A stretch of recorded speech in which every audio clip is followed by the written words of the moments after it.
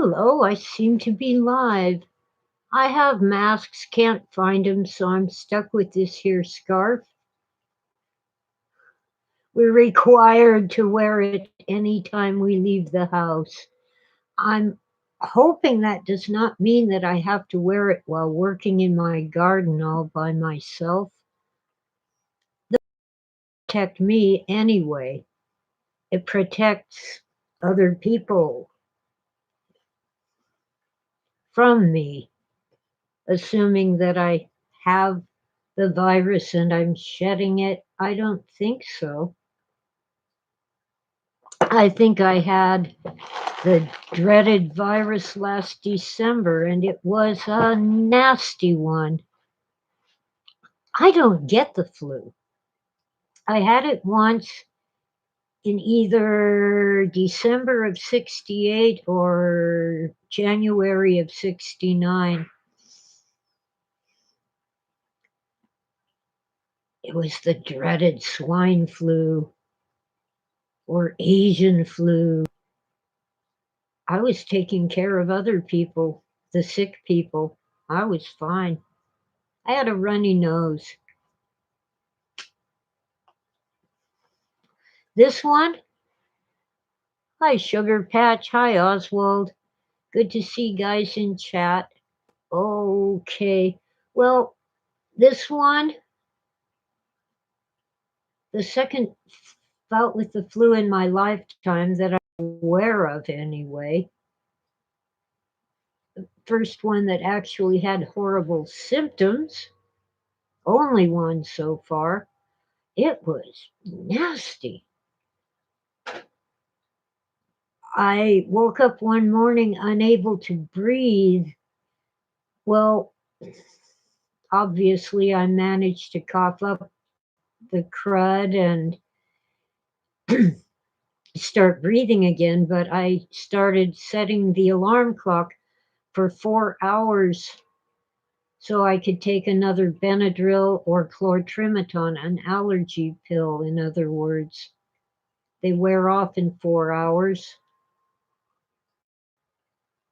The ones that are to last longer than 4 hours, every time I find those, they contain Tylenol, and I do not take Tylenol. I consider it poison. It can destroy your liver, and then you'll die because your blood'll be all chewed up.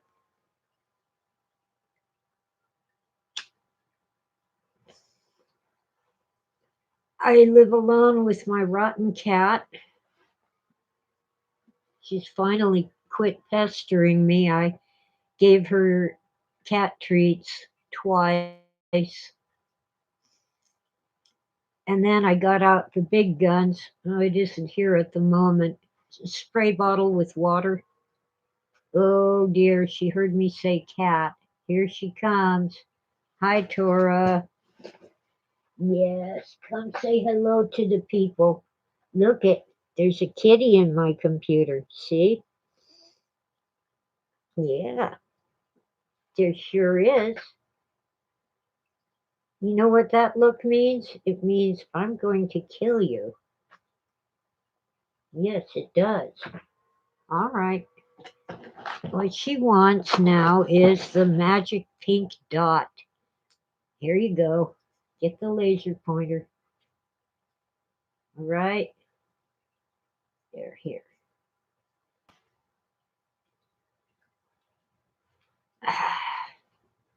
There's stuff in the way I can't point it. Okay. She's bored with that, I guess. There she is. Oh, I have to do kitty, kitty, kitty, kitty. Now she wants it.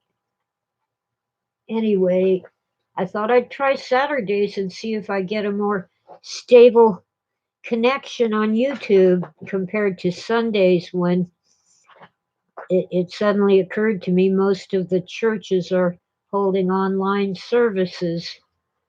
So far, so good.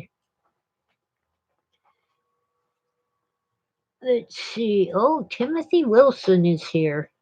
Hi, Timothy. Let's see if I can post in chat without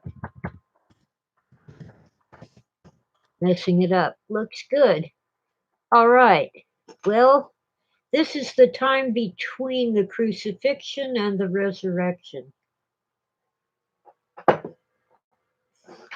So let's look at what happens on. Let's see. Matthew chapter 28. The priests had guards posted on Jesus's tomb because he had predicted that he would rise again in 3 days. Now, some people think the guards were Roman soldiers, but I'm leaning toward what other experts say is that the priests of the Jewish temple were the ones who hired the guards to make sure that nothing happened. And then Matthew chapter 28. In the end of the Sabbath, as it began to dawn toward the first day of the week, that would be Sunday morning.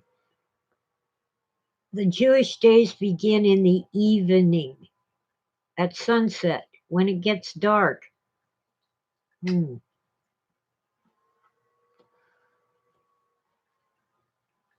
And of course, Sunday is the first day of the week. We think of it as Monday because of our crazy work weeks, but it's Sunday. Now, in the end of the Sabbath, as it began to dawn toward the first day of the week, came Mary Magdalene and the other Mary to see the sepulchre. That's a fancy word for tomb. Now, let's see.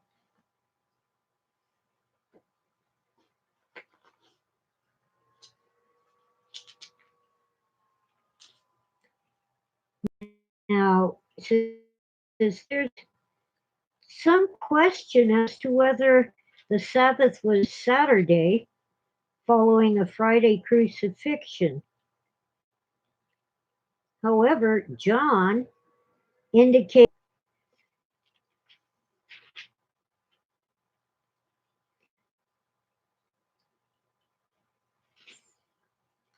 but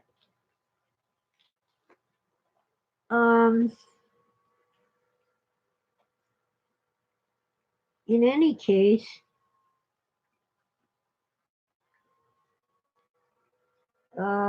Jesus was buried. Now, I think it can work out perfectly well if he died the day before the Sabbath, Friday, and rose on Sunday, even though you think that isn't 3 days. Well, it isn't, but I'm going to be looking for it in the one. In other words, when he said he would rise in 3 days, he said he would rebuild his temple, his body. If he wasn't ready yet on Sunday, then he wasn't rebuilt yet. He wasn't rebuilt till Monday. Well, anyway, the other Mary is most likely not Jesus' mother, but the mother of James and Joses, and wife of Cleophas, mother of Zebedee's children. Okay, let's go to verse 2. And behold, there was a great earthquake, for the angel of the Lord descended from heaven and came and rolled back the stone from the door and sat upon it. Well, there is an earthquake recorded in the Roman histories. Of course, they didn't record this rolling back of the stone. And the angel of the Lord, huh? His countenance was like lightning, and his raiment white as snow. So his face looked like lightning. I hope you can hear me. I can't chat.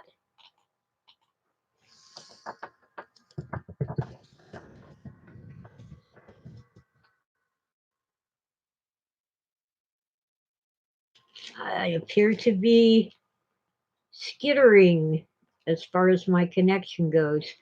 Mr. Sugarpot, RFA is the best PKD movie. Radio free album with it's low budget but excellent.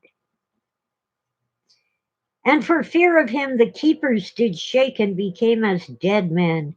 And the angel answered and said unto the women, Fear not ye, for I know that ye seek Jesus which was crucified. He is not here, for he is risen. As he said, Come, see the place where the Lord lay. And go quickly and tell his disciples that he is risen from the dead. And behold, he goeth before you into Galilee. There shall ye see him. Lo, I have told you. And they departed quickly from the sepulchre with fear and great joy, and did not run to bring his disciples word. The angel told them to go tell the disciples, but they didn't do it. They were scared. Well, in other gospels, they did go, or at least Mary Magdalene went. And as they went to tell his disciples, so what the heck? Oh, did run to bring his disciples word. Okay, that's verse 8. It's one of the other gospels, I think it's John, where they don't do it. And as they went to tell his disciples, behold, Jesus met them, saying, All. And they came and held him by the feet and worshipped him. Then said Jesus unto them, Be not afraid, go tell my brethren that they go into Galilee, and there shall they see me. Now when they were going, behold, some of the watch came into the city, and showed unto the chief priests all the things that were done. And when they were assembled with the elders and had taken counsel, they gave large money unto the soldiers, saying, Say ye, his disciples came by night and stole him away while we slept. Now, if Roman soldiers had slept while someone stole the body, be killed. Roman law required it. So these guards must have been hired by the priests. Verse 14, and if this come to the governor's ears, we will persuade him and secure you. So they took the money and did as they were taught, and this saying is commonly reported among the Jews until this day. Then the 11 disciples went away into Galilee into a mountain where Jesus had appointed them. Verse 16.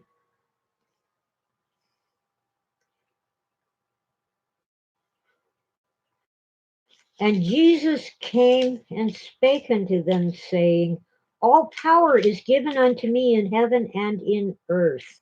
Remember the Olivet Discourse on the Mount of Olives? This generation shall not pass away until these things be fulfilled. Well, they just got fulfilled when Jesus says, All power is given unto me in heaven and in earth. He is the king, the owner. Go ye therefore and teach all nations, baptizing them in the name of the Father and of the Son and of the Holy Ghost, teaching them to observe all things whatsoever I have commanded you. And lo, I am with you always, even unto the end of the world. And then that was Jesus talking, but the last word is Matthew saying Amen. Now, Mark.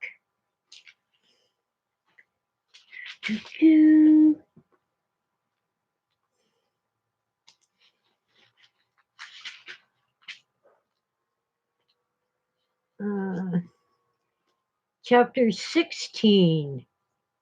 I hope you're all here and you can hear me. I can't see the chat. Okay. And when the Sabbath was past, Mary Magdalene and Mary, the mother of James and Salome, that's Zebedee's kids, had bought sweet spices that they might come and anoint him. Remember, his burial had been hurried, and he was buried with whatever they could scrape up in the moment, like herbs and spices. But now they're returning to do it right. You can't do such things on the Sabbath, like touching dead bodies. Okay. Verse 2 of Mark 16. And very early in the morning, the first day of the week, they came unto the sepulchre at the rising of the sun. And they said among themselves, who shall roll us away the stone from the door of the sepulchre? And when they looked, they saw that the stone was rolled away, for it was very great. So instead of having an angel do it, they just see the open tomb.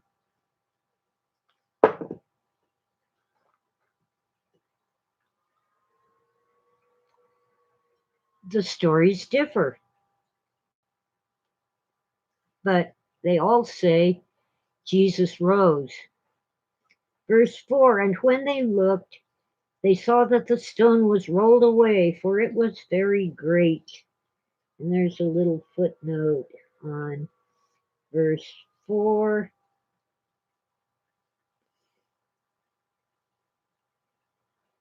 Well, anyway, it was heavy. Large in the original Greek. And entering into the sepulchre, they saw a young man sitting on the right side. In other words, on the shelf where the body had lain. A young man sitting on the right side, clothed in a long white garment, and they were affrighted.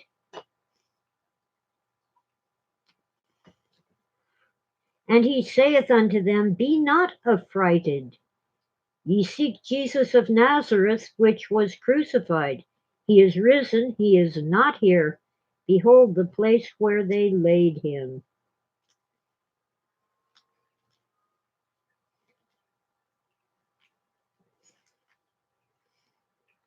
But go your way and tell his disciples and Peter.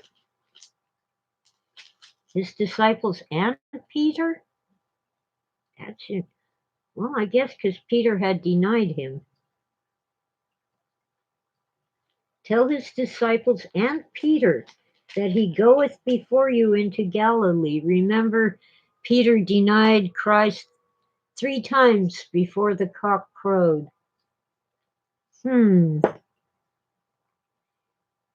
Tell his disciples and Peter that he goeth before you into Galilee.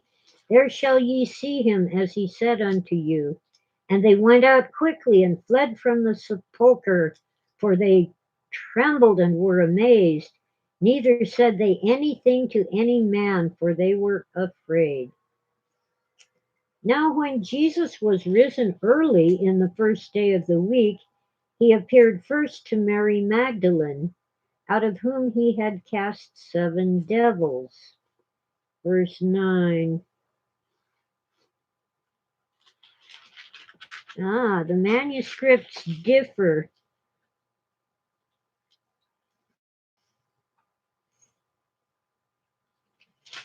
Okay. There's different manuscripts with different endings on Mark. But going forward, there's uncertainty in verses 9 through 20. So we aren't certain that he cast 7 devils out of Mary Magdalene. I'll get back to that. Verse 10, and she went and told them that had been with him as they mourned and wept.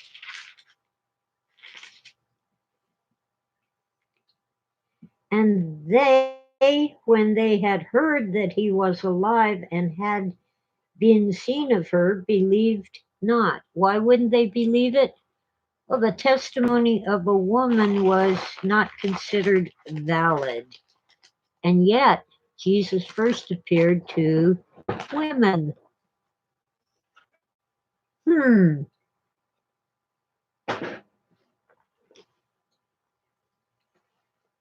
After that, he appeared in another form unto 2 of them as they walked and went into the country. So Jesus appears to 2 of the disciples who are mourning the loss.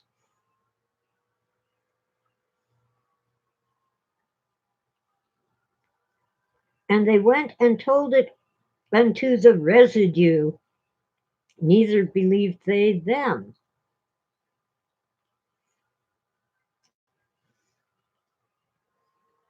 Afterward he appeared unto the 11 as they sat at meat, and upbraided them with their unbelief and hardness of heart, because they believed not them which had seen him after he was risen. And he said unto them, go ye into all the world and preach gospel to every creature. He that believeth and is baptized shall be saved, but he that believeth not shall be damned. And these signs shall follow them that believe. In my name shall they cast out devils. They shall speak with new tongues. They shall take up serpents, and if they drink any deadly thing, it shall not hurt them. They shall lay hands on the sick, and they shall recover. Now remember, these words of Jesus are questioned. You know why? They were added by later scribes. In particular, Erasmus. His sponsors wanted, see, Erasmus was looking at Old Greek manuscripts, which were mostly fragments, even then, in the 1500s, early 1600s, perhaps. Let me check. I'm always vague on dates. Erasmus.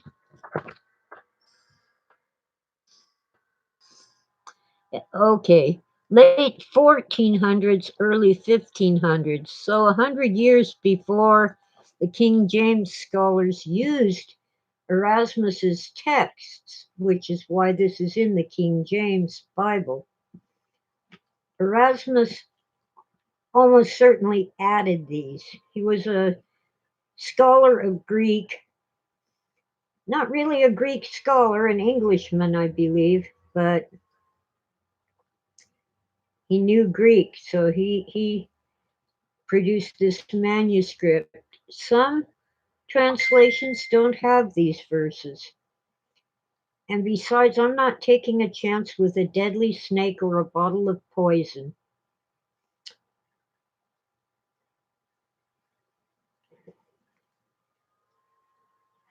Speaking in tongues did happen at the Pentecost, but that isn't in Mark, and it isn't in Matthew. It's in the Acts of the Apostles, the book of Acts, ACTS. So then, verse 19, so then after the Lord had spoken unto them, he was received up into heaven and sat on the right hand of God. And they went forth and preached everywhere the Lord working with them and confirming the word with signs following. Amen. Now let's get to Luke, a physician, a doctor, who undoubtedly interviewed Mary, the mother of Jesus, and others. He actually did research. Chapter 24. Now, upon the first day of the week, very early in the morning, they came unto the sepulchre, women that is, bringing the spices which they had prepared, and certain others with them.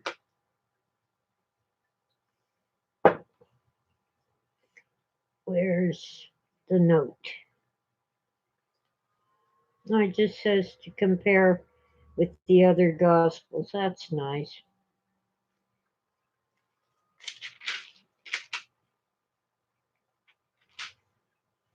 Doesn't say which women. And they found the stone rolled away from the sepulchre, and they entered in and found not the body of the Lord Jesus. And it came to pass, as they were much perplexed thereabout, behold, two men stood by them in shining garments. Now it's two men, and they're standing up. It isn't the angel of the Lord with the countenance like lightning of Matthew. It isn't the young man sitting on the shelf as in Mark. Luke has two men. And as they were afraid and bowed down their faces to the earth, they said unto them, why seek ye the living among the dead? So the disciples are flat on the ground going, oh my God. And the two young men, angels, are saying, hey, you're looking for a dead guy. He isn't dead. I'm smoking too much again. Verse 6. He is not here, but is risen. They aren't just male disciples, they're female disciples. Yes, Jesus had women as disciples, including Mary Magdalene, and we'll get back to her later. He is not here, but is risen. Remember how he spake unto you when he was yet in Galilee, saying, the Son of Man must be delivered into the hands of sinful men, and be crucified, and the third day rise again. And they remembered his words, and returned from the sepulchre, and told all these things unto the 11 and to all the rest. So Mark has them not saying anything to anyone, to any man, but maybe they just hushed up till they met the disciples. Matthew and Luke have them telling the disciples. Verse 10. It was Mary Magdalene and Joanna and Mary the mother of James and other women that were with them, which told these things unto the apostles. And their words seemed to them as idle tales, and they believed them not. Then arose Peter and ran unto the sepulchre, and stooping down, he beheld the linen clothes laid by themselves, and departed, departed, wondering in himself at that which was come to pass. And here Luke elaborates on Mark mentioning the two men traveling who saw Jesus. They're on the road to Emmaus. And behold, two of these went that same day to a village called Emmaus, which was from Jerusalem about 60 furlongs. Okay, 60 is 60, and a furlong is of a mile. But fortunately, there's a note down below on 13, verse 13. Oh, come on.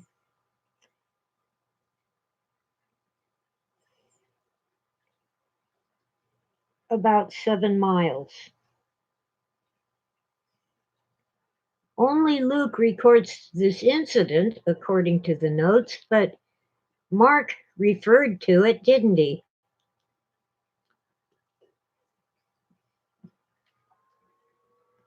And behold, two of these went that same day to a village called Emmaus, which was about 7 miles from Jerusalem. And they talked together of all these things which had happened. And it came to pass that while they communed together and reasoned, Jesus himself drew near and went with them. But their eyes were holden that they should not know him. They didn't recognize the risen Jesus. I wonder why not.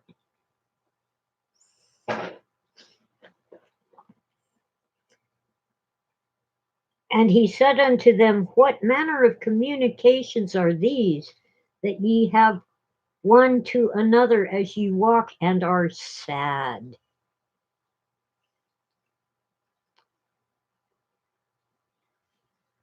And the one of them, whose name was Cleopas, answering said unto him, Art thou only a stranger in Jerusalem, and hast not known the things which are come to pass there in these days? And he said unto them, What things? And they said unto him, Concerning Jesus of Nazareth, which was a prophet, mighty in deed and word before God and all the people.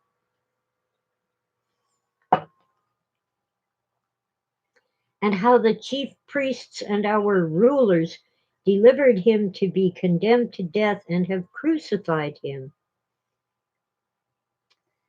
But we trusted that it had been he which should have redeemed Israel.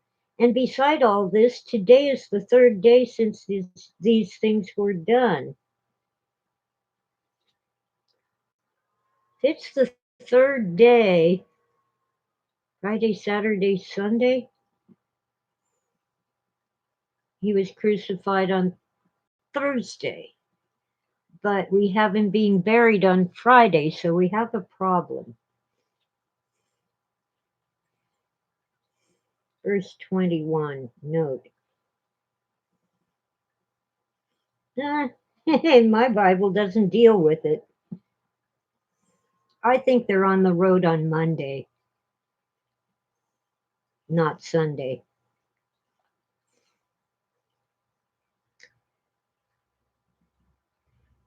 Verse 22, Yea, and certain women also of our company made us astonished, which were early at the sepulchre.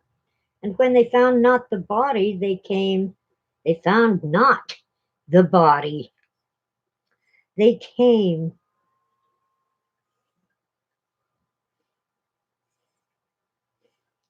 saying that they had also seen a vision of angels, which said that he was alive. So here the women didn't see Jesus, they saw two angels.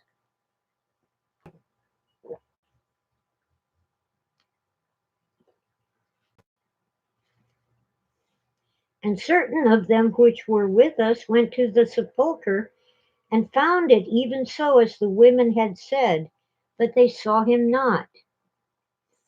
All right, so we're back to the two guys on the road, Jesus talking now in verse 25. Then he said unto them, O fools and slow of heart, to believe all that the prophets have spoken. Ought not Christ to have suffered these things and to enter into his glory?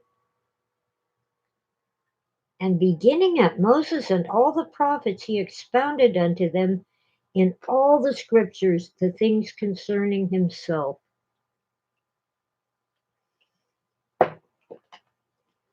And they drew nigh unto the village whither they went.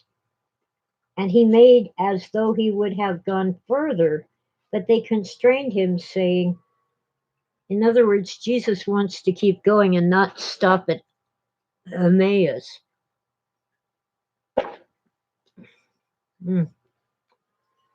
and they want him to go with them. Verse 29, but they constrained him, saying, abide with us, for it is toward evening, and the day is far spent.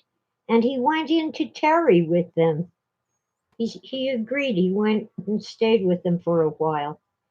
And it came to pass, as he sat at meat with them, he took bread and blessed it and brake and gave to them.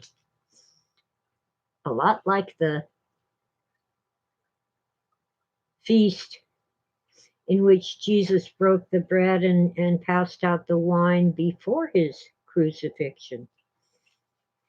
And their eyes were opened, and they knew him, and he vanished out of their sight. And they said one to another, did not our heart burn within us while he talked with us by the way, and while he opened to us the scriptures? And they rose up the same hour and returned to Jerusalem, and found the 11 gathered together, and them that were with them. Now remember, there were 12 chosen. Judas got kicked out, that leaves 11. But Jesus had more than 12 disciples. The 12 were simply the core group with a little higher status.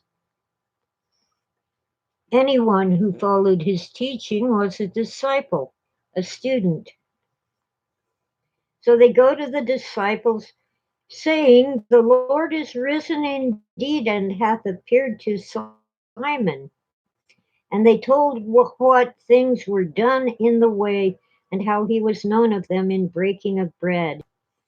And as they thus speak, Jesus himself stood in the midst of them, and saith unto them, peace be unto you. But they were terrified and affrighted, and supposed that they had seen a spirit, or, if you wish, a demon, or a ghost.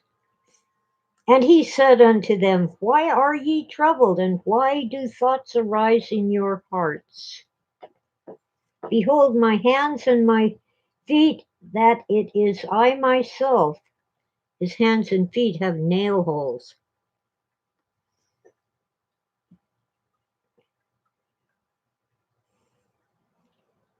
Behold my hands and my feet, that it is I myself.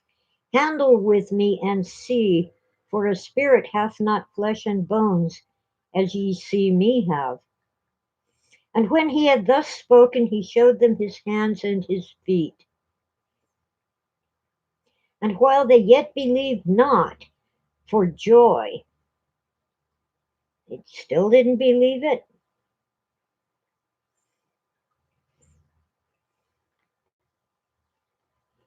Okay, and wondered, he said unto them, have ye here any meat? And they gave him a piece of a broiled fish and of a honeycomb. And he took it and did eat before them.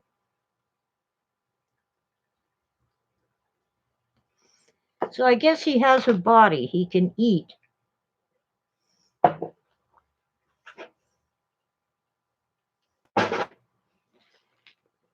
And he said unto them, these are the words which I spake unto you while I was yet with you, that all things must be fulfilled which were written in the law of Moses, and in the prophets, and in the Psalms concerning me. Then opened he their understanding, that they might understand the scriptures, and said unto them, thus it is written, and thus it behooved Christ to suffer, and to rise from the dead the third day, and that repentance and remission of sins should be preached in his name among all the nations, and ye are witnesses of these things. And behold, I send the promise of my Father upon you, but tarry ye in the city of Jerusalem until ye be endued with power from on high. And he led them out as far as to Bethany, and he lifted up his hands and blessed them. And it came to pass, While he blessed them, he was parted from them and carried up into heaven. And they worshipped him and returned to Jerusalem with great joy and were continually in the temple praising and blessing God. Amen. And that is how Luke ends. He's in Bethany when he rises. So let's see, where is Bethany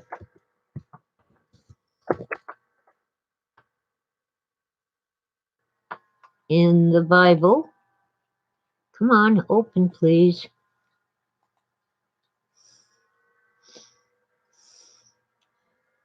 It's by the Mount of Olives. So Luke has him rising near the Mount of Olives, where he gave the infamous Olivet Discourse. Now we will get to John after a brief break for coffee recycling. John was always thought to be the last gospel written and perhaps not written till the 2nd century. But more recent scholarship suggests that his gospel might have been the first to be written, and it was written by 70 AD. Why? Well, because in the, I think it's in the Revelation, but it might be in his gospel, he prophesies the coming destruction of the temple. It hasn't happened yet when he writes his gospel. Well, anyway, I'll be back, so please post something in chat. I'm not seeing chat posts at all, and I'm worried. Oh well, I'll be back.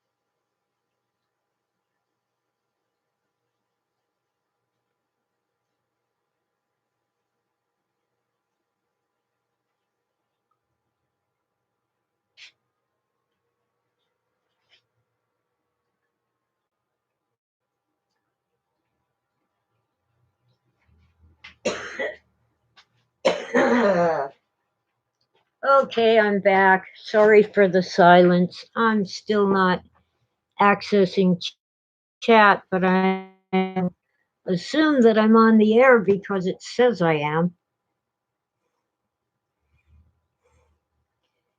John goes quite a ways further. Um, the, chapter 20, the first day of the week, Sunday, in other words, cometh Mary Magdalene early, when it was yet dark, unto the sepulchre, and seeth the stone taken away from the sepulchre. Then she runneth and cometh to Simon Peter and to the other disciple whom Jesus loved. Other disciple? chapter 20, verse 2.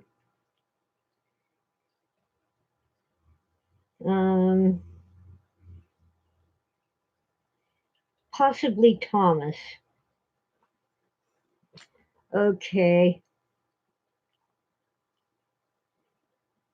And saith unto them, They have taken away the Lord out of the sepulchre, and we know not where they have laid him.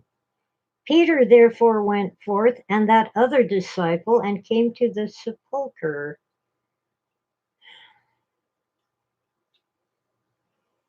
So they ran both together, and the other disciple did outrun Peter, and came first to the sepulchre. And he, stooping down and looking in, saw the linen clothes lying, yet he went not in. The notes say that the burial cloths were neatly folded and set down. Then cometh Simon Peter following him, and went into the sepulchre, and seeth the linen clothes lie, and the napkin that was about his head, not lying with the linen clothes, but wrapped together in a place by itself. Then went in also that other disciple, which came first to the sepulchre, and he saw and believed. For as yet they knew not the scripture, that he must rise again from the dead. Then the disciples went away again unto their own home. But Mary stood without at the sepulchre weeping. And as she wept, she stooped down and looked into the sepulchre. This is her second visit. The first one, she ran and told them. The second one, she came behind them. Okay, so she's looking into the tomb, and she stooped down and seeth two angels in white sitting. So that he's going to agree with Luke. Not the angel of the Lord and not one young man, but two angels in white sitting, the one at the head and the other at the feet, where the body of Jesus had lain. And they said unto her, Woman, why weepest thou? She saith unto them, Because, sorry, because they have taken away my Lord, and I know not where they have laid him. And when she had thus said, she turned herself back and saw Jesus standing, and knew not that it was Jesus. Jesus saith unto her, Woman, why weepest thou? Whom seekest thou?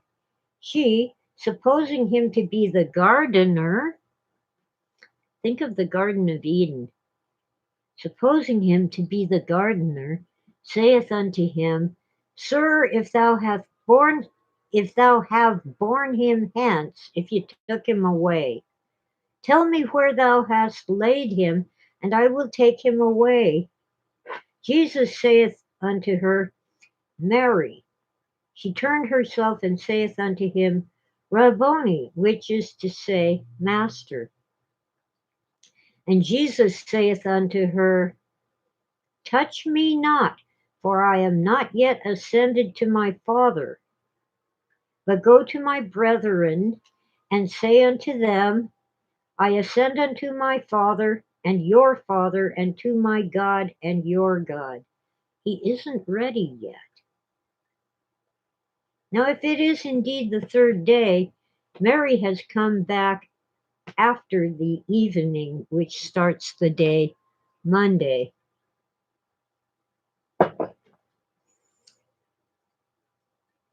Remember, Jewish days begin at sundown. Verse 18, Mary Magdalene came and told the disciples that she had seen the Lord, and that he had spoken these things unto her. Then the same day at evening, being the first day of the week. Bingo, Sunday, huh? Well, okay, it isn't Monday, it's Sunday. When the doors were shut where the disciples were assembled for fear of the Jews, came Jesus and stood in the midst, and saith unto them, Peace be unto you. And when he had so said, he showed unto them his hands and his side. Then were the disciples glad when they saw the Lord. Then said Jesus to them again, Peace be unto you, as my Father hath sent me, even so send I you. And when he had said this, he breathed on them, and saith unto them, Receive ye the Holy Ghost. Whosoever sins, whosoever sins ye remit, they are remitted unto them, and whosoever sins ye retain, they are retained. But Thomas, one of the 12, called Didymus, was not with them when Jesus came. The other disciples therefore said unto him, We have seen the Lord. But he said unto them, Except I shall see in his hands the print of the nails, and put my finger into the print of the nails, and thrust my hand into his side, I will not believe. And after 8 days, again his disciples were within. Sorry, I've got a tickle in my throat. After 8 days, and Thomas with them. Then came Jesus, the doors being shut, and stood in the midst, and said, Peace be unto you. Then saith he to Thomas, Reach hither thy finger, and behold my hands, and reach hither thy hand, and thrust it into my side, and be not faithless, but believing. Now it doesn't say that Thomas touched him. It says, And Thomas answered and said unto him, My Lord and my God. Jesus saith unto him, Thomas, because thou hast seen me, thou hast believed. Blessed are they that have not seen and yet have believed. And many other signs truly did Jesus in the presence of his disciples, which are not written in this book, but these are written that ye might believe that Jesus is the Christ, the Son of God, and that believing ye might have life through his name.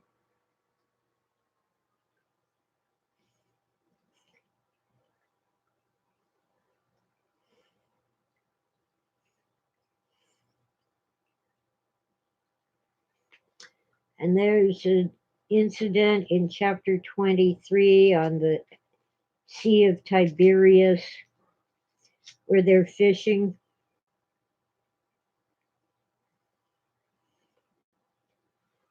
And Jesus says, Feed my sheep. And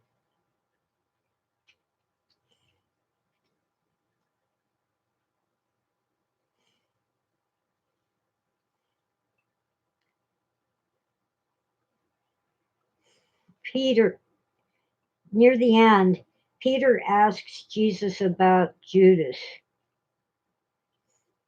the betrayer. Peter, seeing him, saith to Jesus, Lord, and what shall this man do? Jesus saith unto him, If I will that he tarry till I come, what is that to thee? Follow thou me. Don't worry about Judas, just follow me.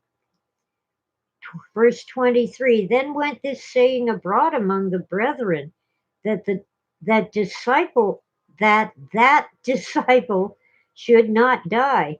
Yet Jesus said not unto him, He shall not die, but if I will that he tarry till I come, what is that to thee? In other words, it's none of your business. This is the disciple which testifieth of these things and wrote these things, and we know that his testimony is true. And there are also many other things which he did, the which, if they should be written every one, I suppose that even the world itself should not contain the books that should be written. Amen. So John does not have the ascension. Interesting. Very interesting.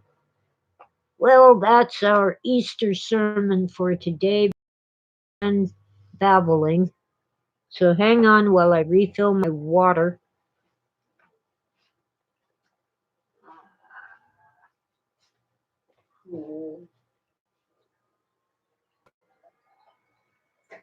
There we go. Dum de dum, dum de dum de dum. I'm dating myself when I hum that. Dum de dum, dum de dum de dum. The opening theme for Dragnet. Just the facts, ma'am. Just the facts. One chip. Hmm. But really, I wish I could see the chat, so I'm going to try a little trick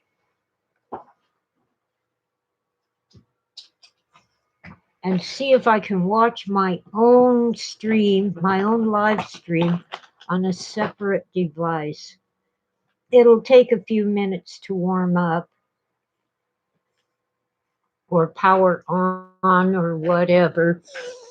I'm cursing Verizon this week. I tried to buy a replacement phone using a coupon code that Verizon provided to me, and they screwed it up. And the coupon code is not showing up in my shopping cart.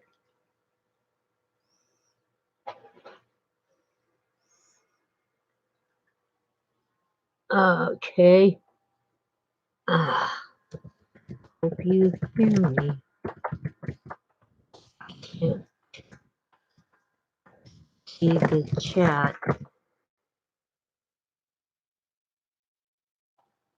Okay.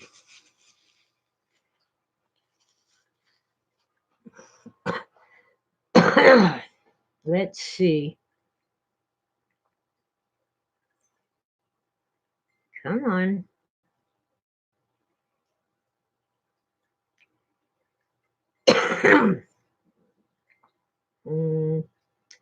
Okay, where's the YouTube thingy? Here it is. I don't like that. Here we go.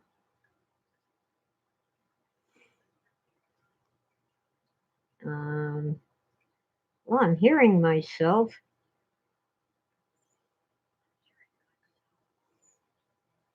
Yeah, you guys are chatting.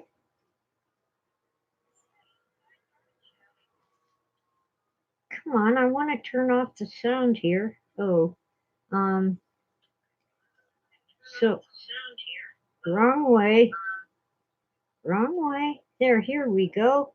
I can see you're chatting on this here tablet. It's a dinosaur, but it's working. I'm glad somebody likes my voice. I sure don't like to hear my own voice.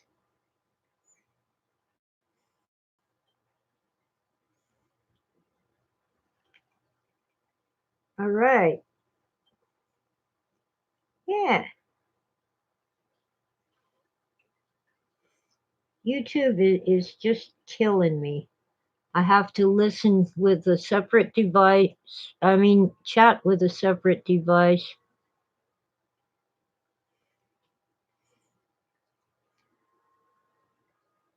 All right. Oh, the mask. I can't find my mask, so I'm stuck with this scarf tied in a knot. They made it a law or a statute, not a statute, a local law that we must. Who the hiss is calling my phone? Oh, It's just my reminder that tonight at 9 p.m. Pacific, which is midnight Eastern, um, I'll be on Raven Star's Witching Hour on Revolution Radio. Let me see if I still have that link. Yeah, that's the best link I can give you. I can't find the link to her show, but she's in Studio A, Raven Stars Witching Hour, 9 p.m. Pacific. I'll be talking about the exegesis.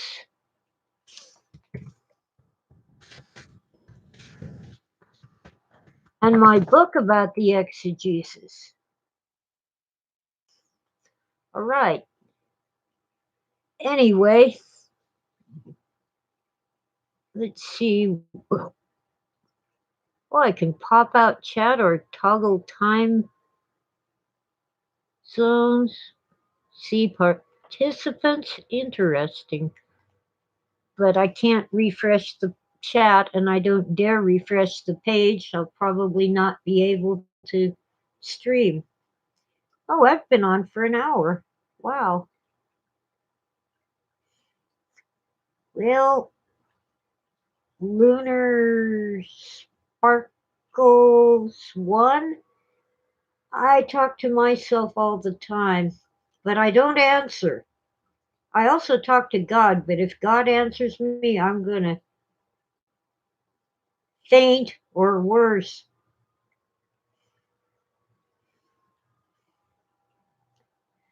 Anyway, let's see. Coronavirus. We have slightly more than 20,000 deaths in the United States from, well,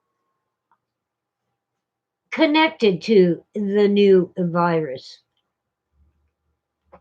Of course, if you die from diabetic shock or a heart attack, but you also have coronavirus, that counts. And 20,000 is not a whole lot in a population of, what do we have now? Is it 240 million or 340 million?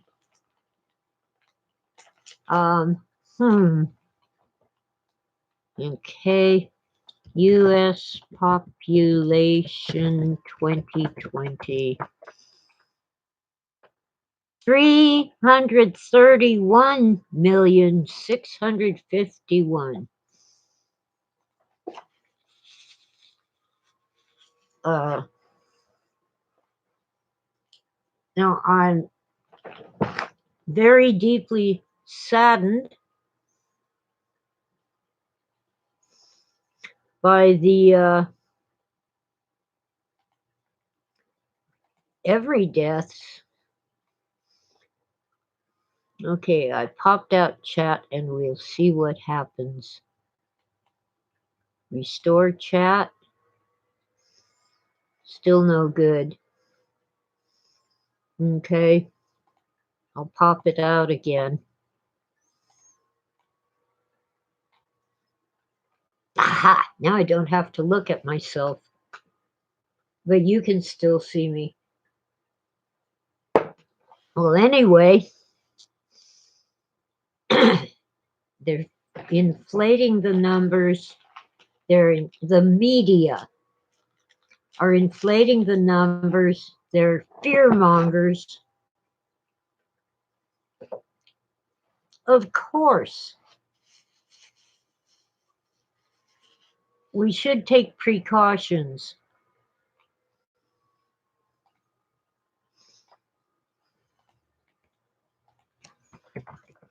Back in chat. Oh no. Never drop the chocolate.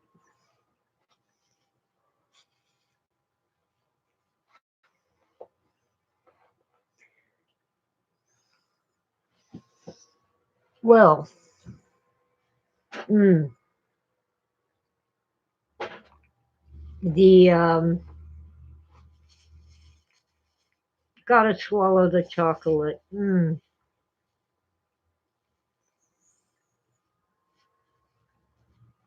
virus can be deadly.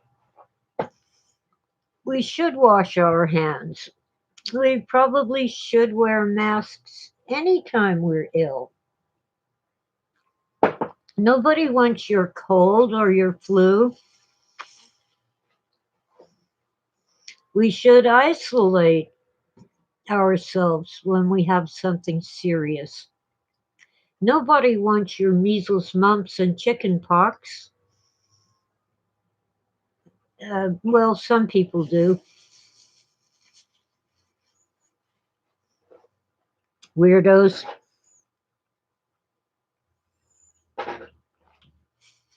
Mm.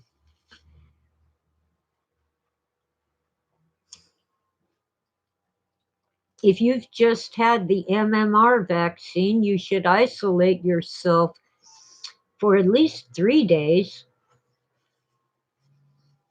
because you will shed the virus, especially the measles.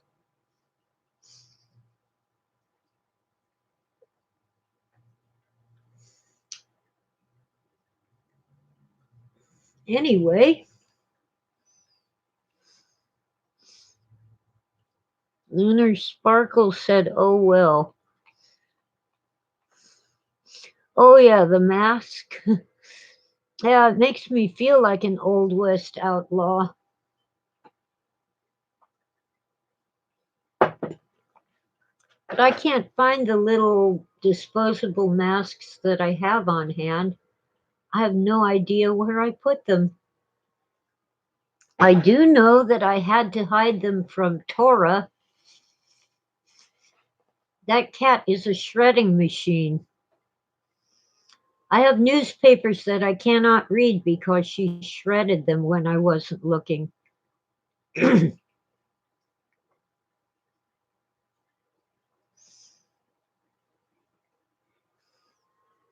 Anyway, this shutdown is overkill. If we wore masks to protect others, it doesn't protect you. It keeps your germs off other people.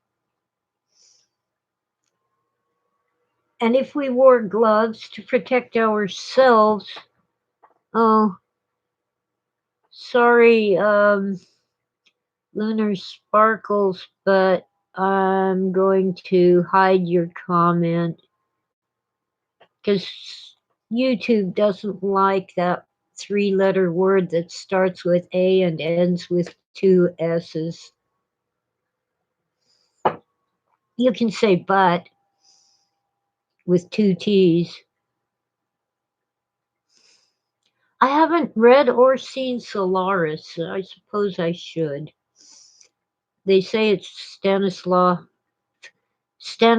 Lem's best novel.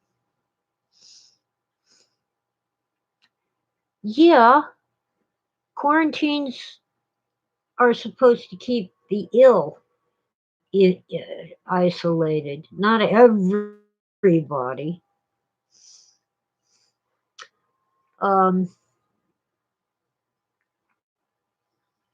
the problem is that they think that you can be contagious for 3 days or more before you show any symptoms. Now they've been forecasting, let's see, 2 or 3 million Americans having the virus, and over 100,000 of those dying from it. Oh, poor Lunar Sparkles. Yeah, the MMR vaccine can give you German measles. That's what the R is, rubella. If you have any kind of measles, it's best not to, well, it's best to stay in a dim or dark environment. certainly don't go outside without sunglasses. A bright light can cause blindness. My mom went into overdrive and overkill when I had rubella, German measles, as a teenager. Oh, I guess I was 12. That's not quite a teenager. Well, anyway, she put blackout curtains on my bedroom windows and made me sit inside wearing sunglasses without any lights on. And you know how I like to pass the time? Reading. I had to sneak a flashlight into my bed and hide so I could read a book while I was isolated. Phil was suspicious of Lem, a Polish author and editor in the 1970s, because Lem tried repeatedly to get Philip K. Dick to travel to Poland, which was part of the Soviet Union, to collect royalties of 750 zlotys. Now, that isn't a lot of money. And they claimed they could not get hard currency. They could not actually pay Phil in dollars. Well, we had no way, even for Phil by himself, to even buy a one-way ticket to Poland. We were poor and broke and, well, not quite starving, might as well. Chunky chickens, a can of chunky chicken soup, some uh, matzo crackers, unleavened, not even salt on them. They're like dead soda crackers that the neighbor gave us. And the next day we were pretty much out of food. We had some milk and cereal, dry cereal. That's what I think, Timothy.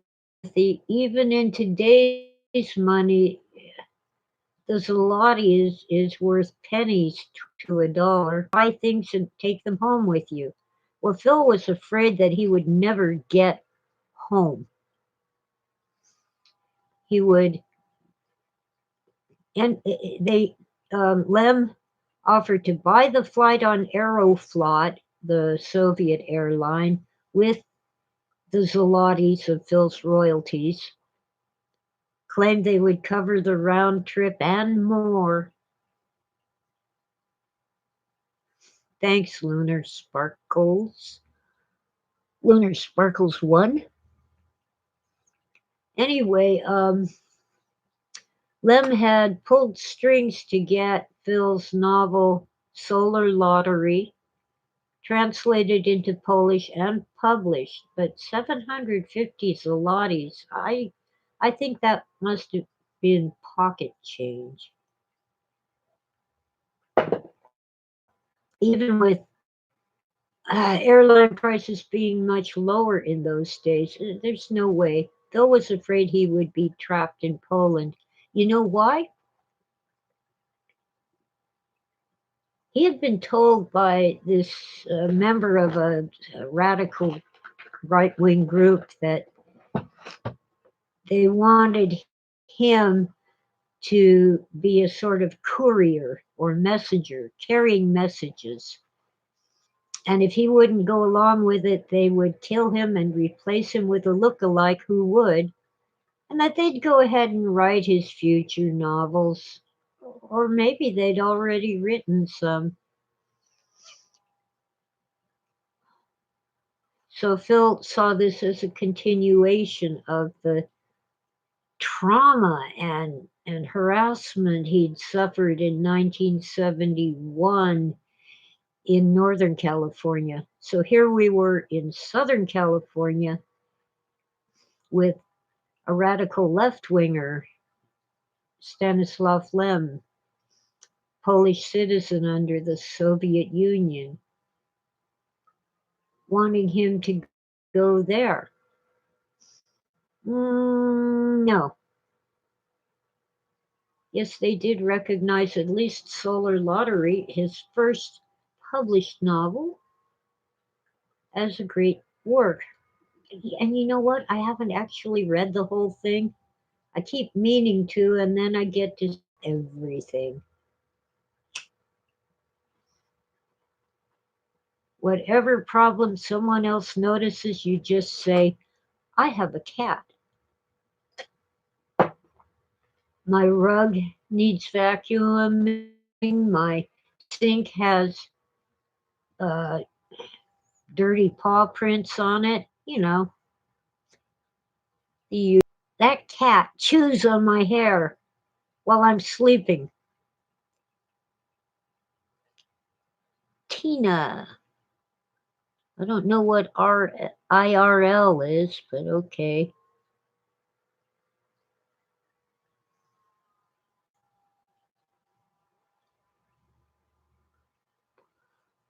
Anyway, I have trouble with names, but I will try to remember that Lunar Sparkles 1 is Tina.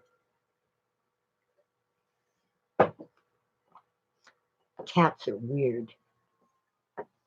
She wraps all four paws around my arm, all four of them, and chews on my hair. My right arm hurts every morning when I wake up. And if she happens to get too rough and wake me up, it's a real battle to get her off of me. Anyway, um, I don't know. The virus is real. It can be deadly. We should take precautions, but this is getting ridiculous. The public library is closed. The bookstore is closed. Various small shops are closed. Restaurants are struggling to get by on takeout and delivery. I will not go to McDonald's. Pox on McDonald's. McDonald's has, since they made the promise to make their food more healthful, it's become flavorless cardboard gunk.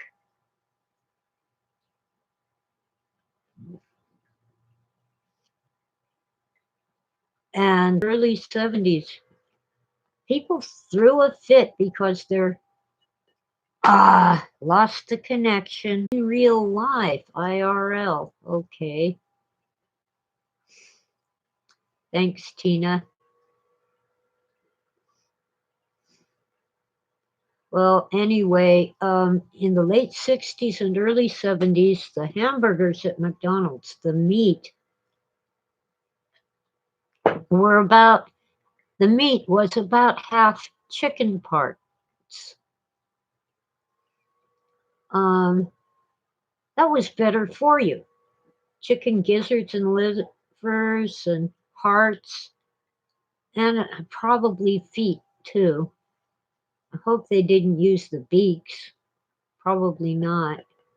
But that was actually much better for you than an all beef patty. But people were up in arms. It isn't real beef. It tasted better too. Timothy, if your cat wakes you up when you need to pee, it's probably doing what my cat does. She wants me to get up, so she walks on my bladder, and then I have to pee. Yeah, Easter is not quite canceled. Our churches will hold services by the lake near the beach, but you can't get out of your car, and you must wear a mask if you roll your window down. Ah, although one church in, oh, was it Alabama or Arkansas? They held a Sunday service on their little tiny radio transmitter that only transmitted within their own parking lot. So people parked in their cars with the windows up to listen on their car radios to the church service. And they got $500 tickets for violating the isolation. What what violation? They were in their cars with the windows rolled up. Anyway, we'll see what comes of that when some lawyer gets a hold of that case. The Lions clubs are not meeting, Rotary, Elks, etc. They're having board meetings by phone or email or Zoom.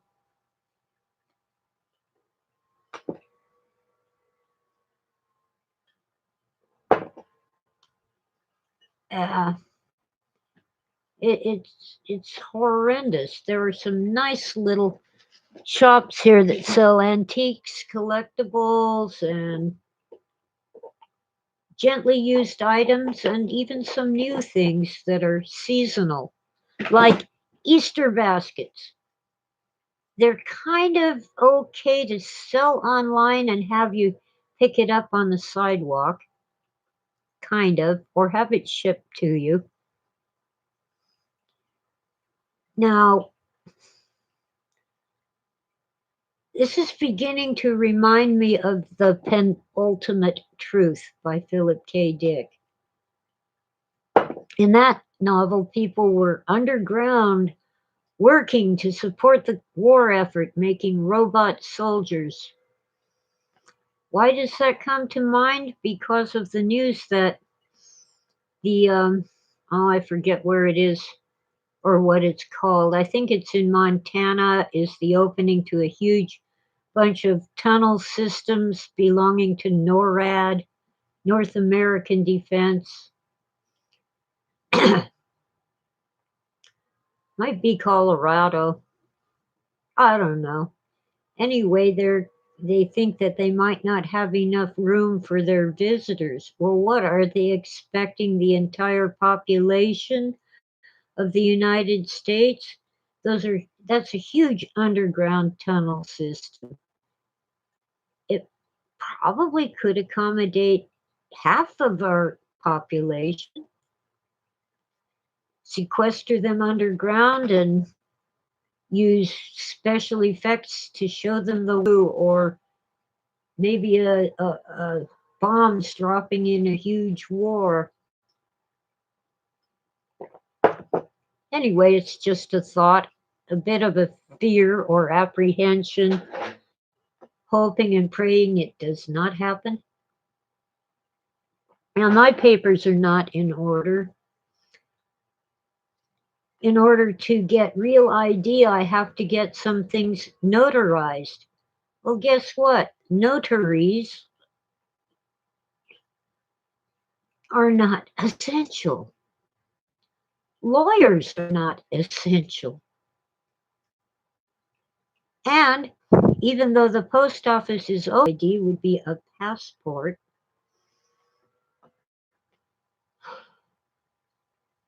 who knows? They want me to go in and get my eyes tested and probably take the written test. Who knows whether they'll be open for that now? Maybe they'll let me do it again. I don't know. I guess I can't travel. A lot of things up here on the mountain have become drive-through. You put on your mask, put down your window, and they hand you something. I don't have a car. I could drive if I had a car, but I don't. Look, yuck. I think the hypnosis tapes are beginning to work. I want a cigarette, I smoke one, and I go, ew.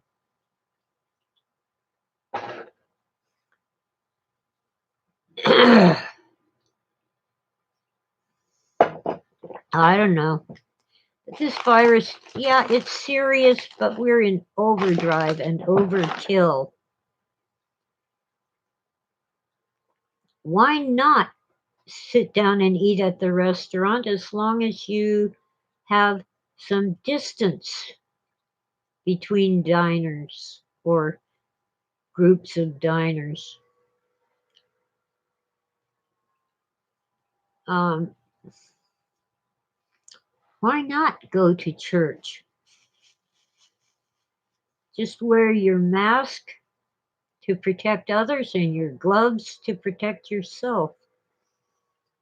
Hmm, can't do it. Not allowed.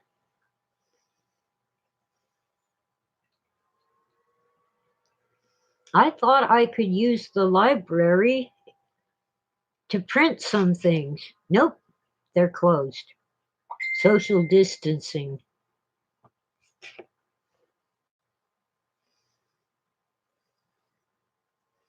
Hmm. Hmm. Chocolate, the staff of life. I just don't see where shutting down everything is the sensible way to stop this virus. In the 1918 flu that they make so much of, right after, well, it actually started during World War One. The war ended in November of 1918 officially. In the Bay. Um, I forget which one now, but this was before the o- Oakland Bay Bridge was built. Military camp, and the officer in charge closed the island. You could not. Well, you could leave, but you could not come back if you left. And they had supplies delivered by boat. The boat would dock, the crates would be set down, and the boat would sail away, and then someone would come out and get the supplies. They had 0 cases of the Spanish flu, but they did not shut anybody up in their home, especially not well people. Telling me that she had scarlet fever, and her parents, my grandparents, told me that they were quarantined because my mother had scarlet fever around 1933. The officials put a sign in the yard and another sign on the door. My grandfather was not allowed to go to work. My grandmother was not allowed to go to work. They were supposed to stay inside the house. Um, but the neighbors were not quarantined. Yeah, our libraries have been closed for at least 3 weeks. I hate that. They did not quarantine the well people. In the Depression era, they would quarantine your entire family, those who lived in the same house if one got a major disease like scarlet fever. Mom, at age 3 with scarlet fever, was so determined to go outside that her mother put a harness on her, not with a leash, a harness with bells on it so she could hear her 3-year-old toddler running around and figure out where she was and keep her away from the door.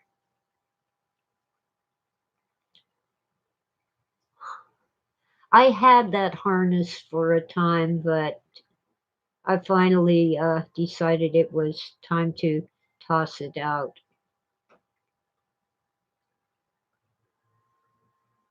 I don't want mementos of that woman, the one who gave birth to me. Mom was demon possessed.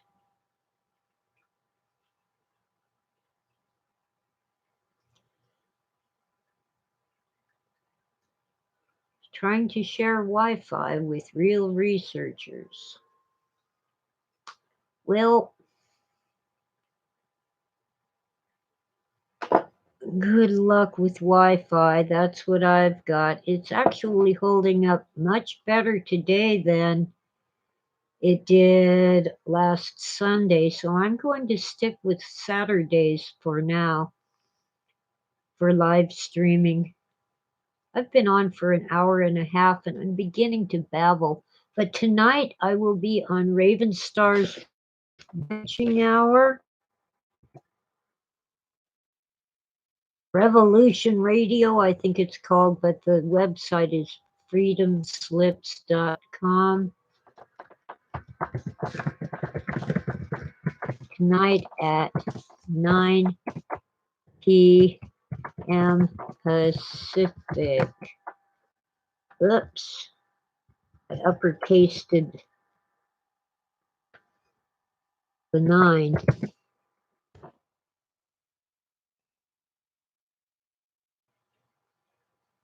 Oh, they and not we. Pronoun for someone of unknown gender. If you don't know whether the person is male or female, you use they. Um, Maybe you just saw the name written down and you can't tell. For example, my grandpa's Carol. Oh, it wasn't. Pardon me. That wasn't her name. She was Evelyn. But with all about the same spelling, there's a male author.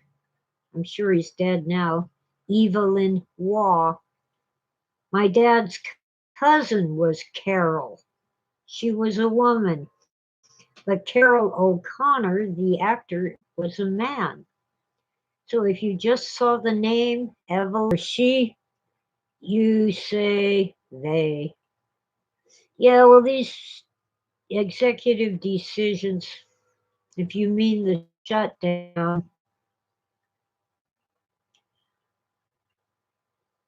I'm not making the decisions because I don't want $1,000 fine for going outside without a mask.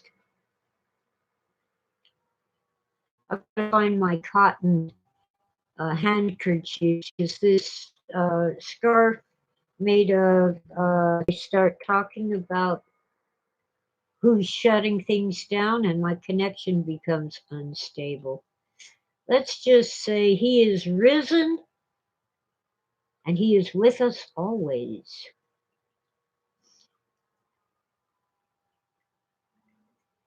Now, where in the world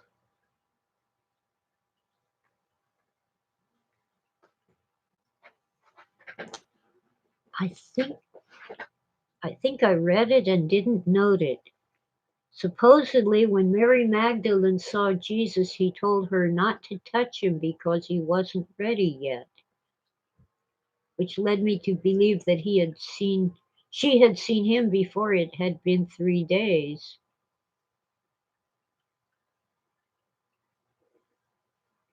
Humph.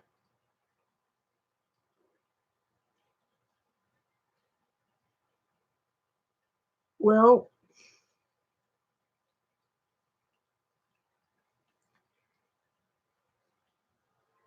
we must conclude that Jesus was dead and buried on Thursday, not Friday, if it's been 3 days. But the day after he was buried was the Sabbath. It kind of tells me that there were 2 Sabbaths in that week. One of them was the day of Passover, which does not necessarily fall on a Saturday. So they had 2 days of Sabbath in a row. Maybe. Let's see. Yeah, the lockdown is stupid. It's overkill. We need to quarantine those who are ill and those who have been exposed. But they don't know who has been exposed because nobody was worried till February, and late February at that. Yeah, I'm lazy. I say February, but it really is February. February. Oh, and the middle day of the week is Wednesday. But of course, we just say Wednesday. Why?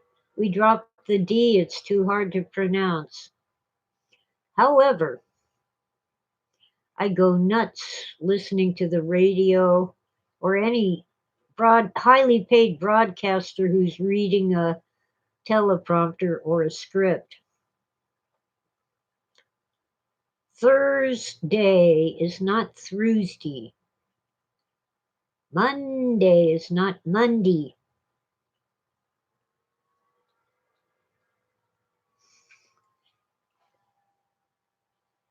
Sunday is not Sunday. Yes, I'm a recovering English teacher. I haven't recovered yet. Anyway, I should do some prep for tonight's interview with Solaris Blue Raven on Raven Star's Witching Hour. And my book about the exegesis is taking much longer than I thought it would, primarily because I can't afford books and periodicals that have the info that I need. And my home library is somewhat limited. And besides, you wait forever for a book to get shipped because books are not essential products. Well, I'm hoping that uh, the White House will ease up the restrictions, but that doesn't mean that here in California, our nutso governor won't make them even more strict.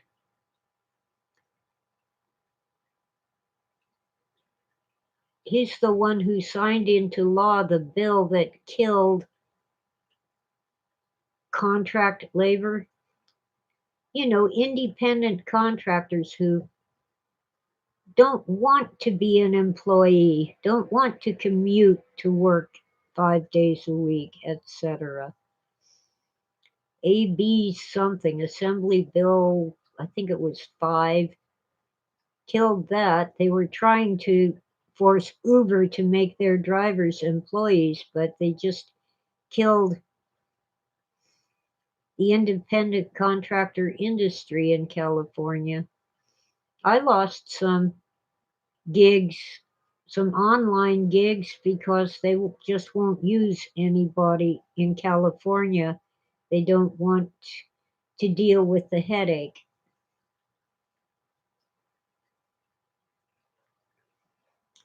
Oh dear, the secret. The real secret is there are no secrets.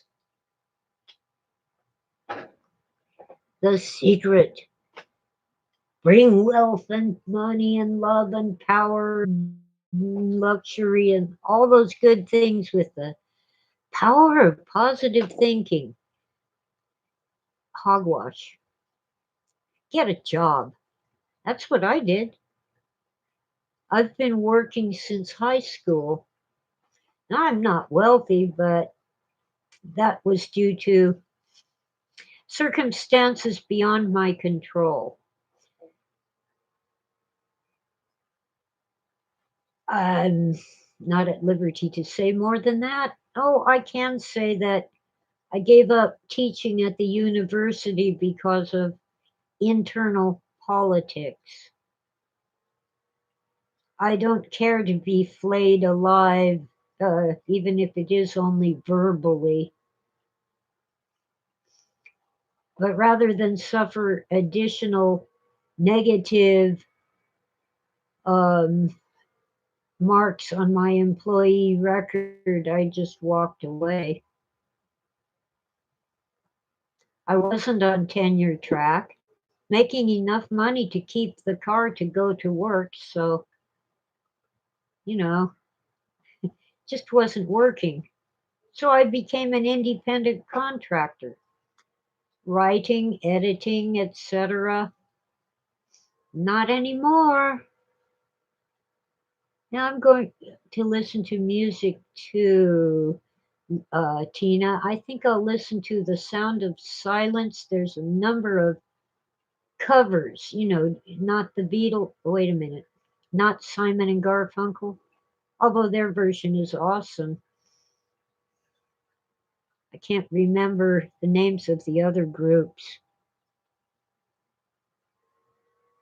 Anyway, yeah, I think I'll listen to some other songs, but I'm going to start with The Sound of Silence. I love that song, and it's quite appropriate to these times.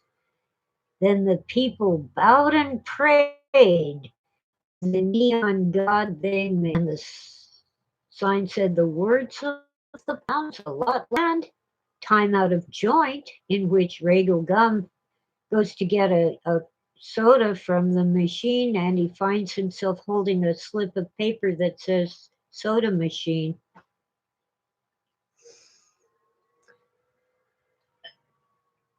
There's a song by Urban Cookie called The Key, The Secret. Well, I might look that up. Sounds interesting, Timothy. Let me get more water. Oh, yeah. Oh, I'm slow today.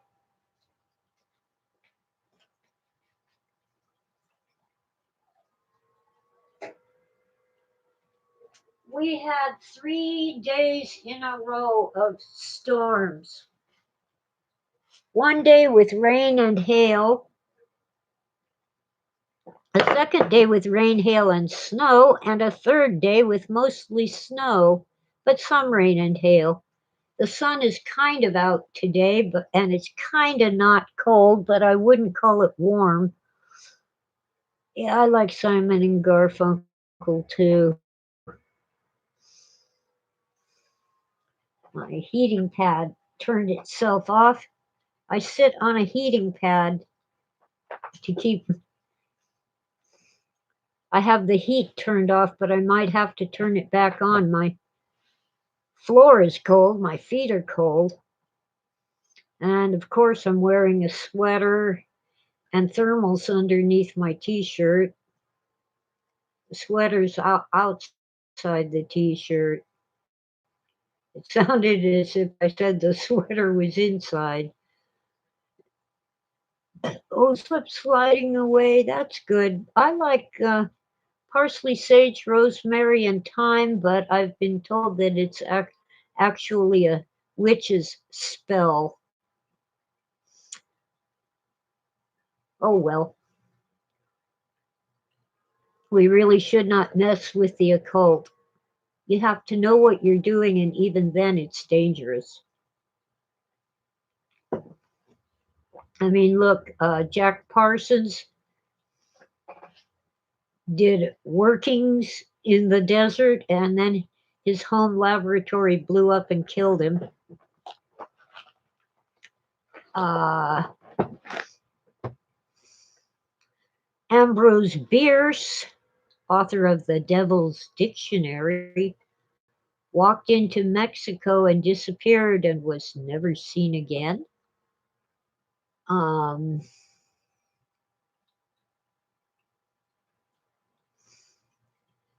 yeah, bad things can happen if you mess with the occult. I think that's part of what happened to Mom.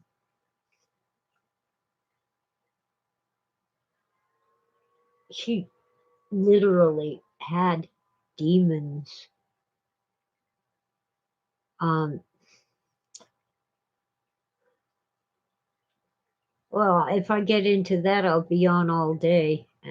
But I am a Christian because Jesus Christ saved me from my mother's demons. Am I going to? Oh, sorry, Timothy. See ya.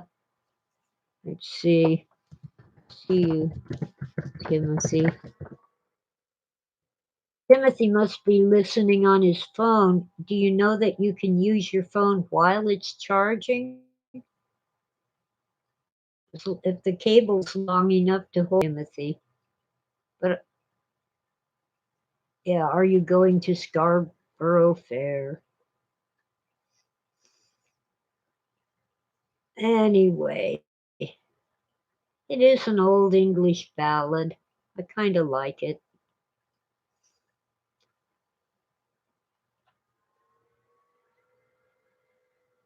Well laid plans. Thanks again, Timothy. You take care too. Let's see. The best laid plans of mice and men gang after Gley. Robert Burns. In other words, they often go awry. See, he was Scottish. In English, gang after Gley is often go awry. I've got to go soon myself. It's almost 2 hours in, and I'm anxious to listen to the sounds of silence. I think there's an S on sounds in the title. Maybe not.